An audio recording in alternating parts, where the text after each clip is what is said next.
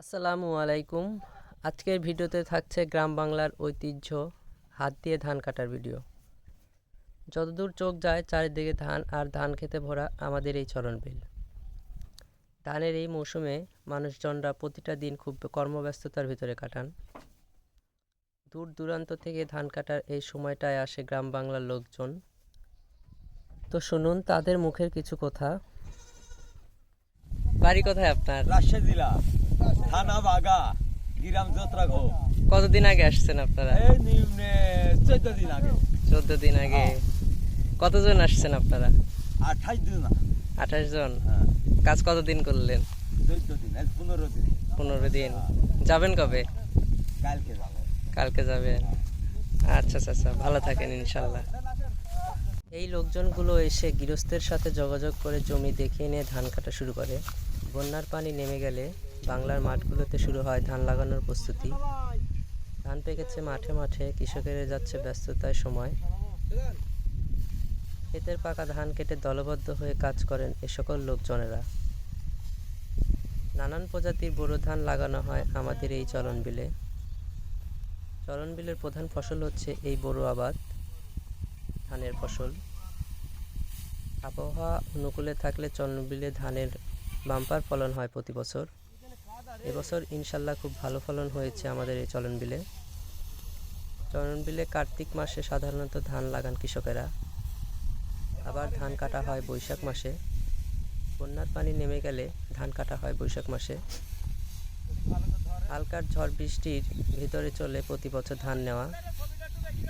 বন্যার পানিতে ভেসে আসা পলিমাটিতে জমার ফলে চরণবিলে ফলে বাম্পার বোরো ধানের ফলন। 29 মিনিকেট, রডজিরা, নানান প্রজাতির ধান লাগানো হয় এই চরণবিলে। চরণবিলের ধানের ফসলগুলো বাংলাদেশের বিভিন্ন জায়গায় চাল হয়ে পৌঁছে যায় প্রতিটি ঘরে। এতে দেশের অর্থনীতি সমৃদ্ধ হয়। আমাদের এই চরণবিলে প্রতি বছর একটি প্রধান আবাদই হয়ে থাকে, সেটা হচ্ছে এই ধান। কারণ ধান কাটার কিছু মাস পরেই বর্ষাকাল চলে আসে। তো বর্ষার পানিতে পুরো মাঠ বন্যায় ভরে যায়। মাঠগুলো খুব নিচু হওয়ার জন্য উজানে ঢলের পানি মাঠগুলোতে বন্যা নিয়ে আসে। তখন মাঠগুলো ডুবে যায়। আবার পানি নেমে গেলে শুরু হয় পরবর্তীতে ধান লাগানোর প্রস্তুতি। কাজ করতে আসা লোকজনগুলো সকলে মিলে ধান কাটার পর এভাবে ধানগুলো গুছিয়ে নিয়ে মাথায় করে গৃহস্থের খোলায় পৌঁছায় দেন। একে একে সব ধানগুলো মাঠ থেকে খোলায় নিয়ে যাওয়া হলে শুরু হয় মেশিন দিয়ে ধান মারার প্রস্তুতি।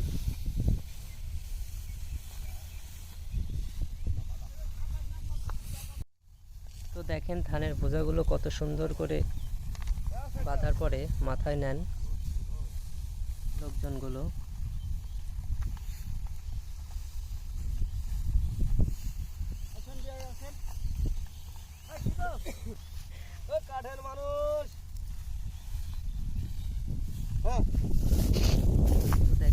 তিনজন মিলে একজনের মাথায় বোঝাগুলো কত সুন্দর করে তুলে দেয়। বোঝাগুলো অনেক ভারী হয়ে থাকে, তবুও লোকজনগুলো খুব আনন্দের সহিত কাজগুলো করে। এভাবে একে একে বোঝাগুলো সকলে মাথার উপরে নিয়ে গৃহস্থের খোলায় পৌঁছায় দেয় ধানগুলো। তো দেখেন কত সুন্দর সারিবদ্ধভাবে একে একে আসতেছে মাথায় বোঝা নিয়ে। এক একটি বোঝার ওজন প্রায় 70 থেকে 80 কেজি। তো এরা বিভিন্নভাবে কাজ করে থাকে। যেমন ধরেন কেউ কেউ কোনো গৃহস্থর কাছ থেকে টাকা নিয়ে কাজ করে, কিংবা ধান নিয়ে কাজ করে। তো এই লোকজনগুলো গৃহস্থের কাছ থেকে বিঘা প্রতি ধান নিয়ে কাজ করতেছে। তো এরা 1 বিঘায় মন প্রতি ধান নেয় 7 কেজি, 6 কেজি, বিভিন্ন রেটে কাজ করে। জমি একটু দূরে হলে 7 কেজি নিয়ে থাকে ধান, আর কাছে হলে 5 কেজি, 6 কেজি ভাইরে ইউটিউবে দিয়ে দেবো নিয়ে থাকে ধান। কাজগুলো দেখতে আসলে সোজা মনে হলেও বাস্তবে অনেক কঠিন। মাঠের তীব্র তাপ, এই রোদের ভিতরে লোকজনগুলো কত ওয়েটের বোঝা নিয়ে মাথায় নিয়ে গৃহস্থের খোলায় পৌঁছে দিচ্ছে ধানগুলো। কিন্তু এরা দলবদ্ধ হয়ে কাজ করার ফলে খুব আনন্দের সহিত কাজ করে থাকে, যার ফলে কাজগুলো খুব দ্রুত হয়। তো দেখেন ধানগুলো খোলায় নিয়ে আসার পরে সুন্দর করে এরা মেশিন দিয়ে ধানগুলো মেরে দেয়।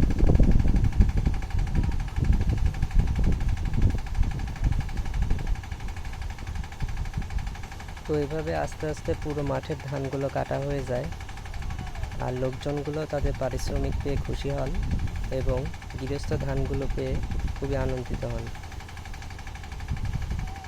ও স্বাবলম্বী হন। এভাবেই চলতে থাকে প্রতি বছর গ্রাম বাংলার ঐতিহ্যবাহী ধান কাটা। আশা করি ভিডিওটি আপনাদের ভালো লাগছে।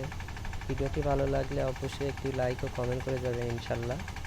আসসালামু আলাইকুম, সবাই ভালো থাকবেন। ইনশাল্লাহ আবার দেখা হবে পরবর্তী ভিডিওতে।